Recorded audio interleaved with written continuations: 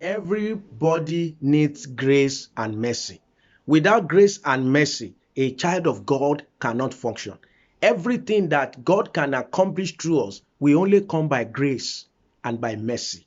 The question then is this: how can we find grace and mercy? Now let me read Hebrews chapter 4 verse 16 to you. It says, "Let us therefore come boldly unto the throne of grace, that we may obtain mercy and find grace to help in time of need." Two things: you are going to obtain mercy, you are going to find grace that will help. But how do you find it? By coming to the throne of grace. So you see the problem now. The devil is keeping you away from the throne of grace. He didn't say that we should come to a camp meeting. He didn't say we should come to a Shiloh ground. He didn't say when you go to a prophet. No, he said, let us come to the throne of grace. That means you yourself coming to the Father in heaven in prayer. He says that is when you will obtain mercy. Mercy, you see, the seat that God sits on is a seat of mercy. And that throne is the throne of grace. All that God is doing in that throne is dispensing grace. Is different from the seat of judgment, the judgment throne. That seat is judgment seat. You see, there are different seats. There is the seat of mercy. There is the seat of judgment.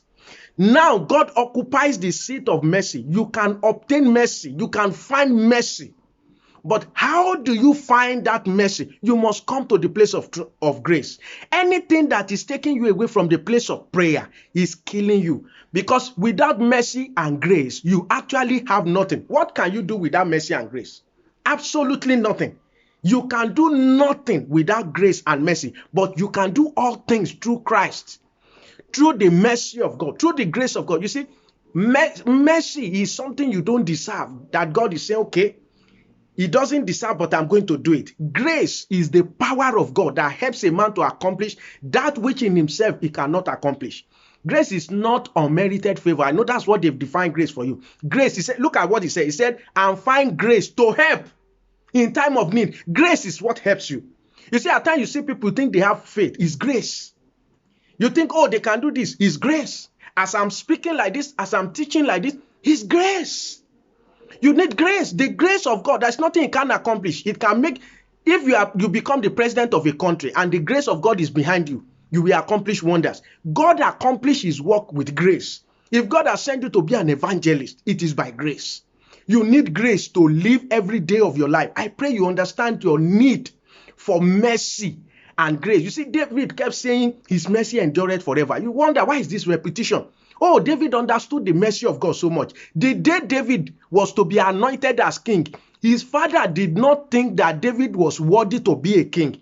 So among all his children, it was only David he didn't present. He left David in the farm and others were presented. But mercy says we will not sit down until David comes. Mercy went to that farm. Mercy took David from that farm. Mercy poured oil on David in that farm, in front of all of them. It was mercy. David didn't do anything.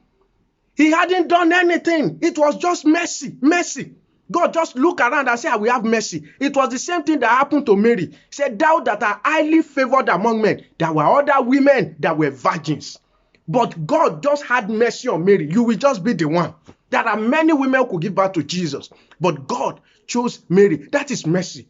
You need that mercy. You need that grace. But where he said, let us come boldly unto the throne of grace. Boldly. That means that anything that affects you going boldly before God is killing you. You know, when you sin, you find it difficult to pray. When you fornicate, when you lie, when you go into adultery, when you do all kinds of evil, when you are watching pornography, you lose confidence to pray. That's why you must get rid of anything that is killing your boldness in the presence of God. He said, don't be timid, come boldly, because I'm going to give you. You are going to obtain grace. You are going to find mercy. You are going to obtain mercy and find grace that will help you in time of your need. We all are going to have the time of need. I pray you will obtain mercy and find grace in the name of Jesus. Please stay in the place of prayer. My name is Olusegun Mokuolu. God bless you.